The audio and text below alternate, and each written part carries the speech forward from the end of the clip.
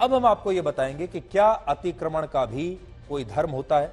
क्योंकि हमारे देश के कुछ लोगों और विपक्षी दल के नेताओं ने अब इसमें भी धर्म को खोज लिया है। खबर आगे बताने से पहले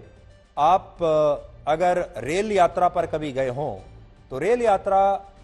करते समय आपने रेल की पटरी के दोनों तरफ बहुत बार बड़े बड़े मकान देखे होंगे जो पटरी के दोनों तरफ बन जाते हैं। अवैध मकान आपने देखे होंगे, अतिक्रमण देखा होगा, और आपने देखा होगा कि रेल की पटरी के दोनों तरफ बड़ी बड़ी बस्तियां बस गई हैं और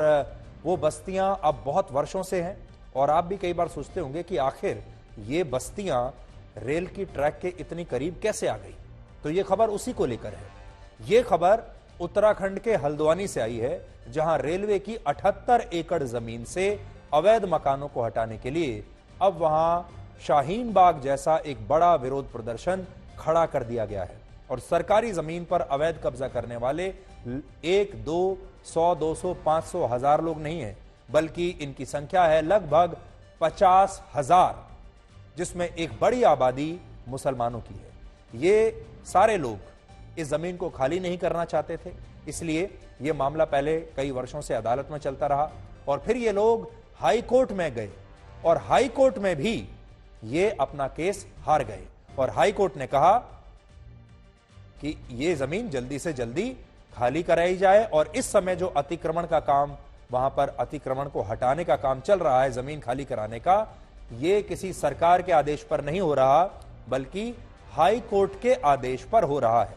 क्योंकि ये सारे लोग हाई कोर्ट गए, हाई कोर्ट ने इनकी बात नहीं मानी और हाई कोर्ट ने फिर सरकार को आदेश दिया कि यह जमीन खाली होनी चाहिए। फिर भी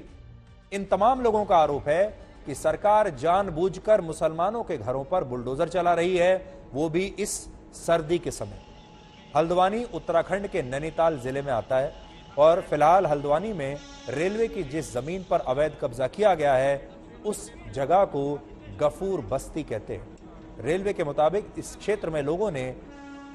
भारतीय रेल की 78 एकड़ जमीन पर अवैध कब्जा किया हुआ है, जिसे खाली कराने के आदेश उत्तराखंड हाईकोर्ट ने खुद दिए हैं। उत्तराखंड हाईकोर्ट ने 20 दिसंबर 2022 को इस मामले में अपना फैसला सुनाया था और फैसले में कहा कि हल्द्वानी में रेलवे की जिस जमीन पर 4,500 से ज्यादा परिवार रह रहे हैं, उन्हें इस पर गैर कानूनी तरीके से उन्होंने कब्जा किया हुआ है और रेलवे को यह पूरा अधिकार है कि वो अपनी जमीन से इस अतिक्रमण को हटाकर उसे खाली करा सकती है। लेकिन इसके बावजूद अतिक्रमण करने वाले लोग इस मामले को इस तरह से पेश कर रहे हैं जैसे उन्हें अल्पसंख्यक होने की सजा दी जा रही हो और उनके मकानों पर जानबूझकर सरकार बुलडोजर चला रही है, जबकि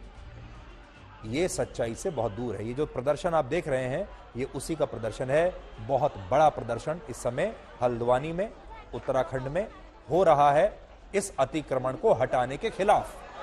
सच्चाई यह है कि इस मामले का धर्म से कोई लेना देना है ही नहीं और ना ही इसमें सरकार की कोई भूमिका है। यह मामला रेलवे की जमीन पर अतिक्रमण करके बड़ी बड़ी बिल्डिंग्स और बड़े बड़े मकान बनाने का है, जिस पर निचली अदालत से लेकर हाई कोर्ट तक सबने, हर अदालत ने अपने फैसले में यही कहा है कि इस अतिक्रमण के खिलाफ जल्द से जल्द कार्रवाई होनी चाहिए और इन सभी अवैध मकानों और भवनों को यहां से हटाना चाहिए। बड़ी बात यह है कि जब से इस मामले में अदालत का फैसला आया है तब से हल्द्वानी के इस इलाके में दिल्ली के शाहीन बाग जैसा आंदोलन शुरू हो गया है। आप देख लीजिए, ये वो इलाका है इस वक्त आपकी स्क्रीन पर, छोटा मोटा इलाका नहीं है, 78 एकड़ का यह इलाका है और इसमें लगभग 50,000 लोग रहते हैं और सबने अवैध तरीके से इस जमीन पर कब्जा किया हुआ है। यानी यह जमीन उनकी है नहीं, लेकिन उन्होंने इसे अपना बना लिया है। इस आंदोलन में महिलाओं और छोटे बच्चों को जानबूझकर आगे भेजा जा रहा है और आंदोलन के दौरान ये बच्चे और महिलाएं रो रो कर ये दुआएं कर रहे हैं कि उनके घरों पर बुलडोजर ना चलाया जाए। और हैरानी की बात यह है कि हमारे देश का एक खास वर्ग और विपक्षी दल के नेता इन सारी तस्वीरों को सोशल मीडिया पर शेयर करके ये लिख रहे हैं कि कोई भी सरकार इतनी कठोर कैसे हो सकती है। खासतौर पर यहां तो बीजेपी की सरकार है, तो बीजेपी की सरकार इतनी कठोर कैसे हो सकती है कि उसे इस ठंड में, इस सर्दी के मौसम में इन मुसलमानों का दर्द दिखाई नहीं दे रहा, ऐसा लोग लिख रहे हैं और राजनीति कर रहे हैं।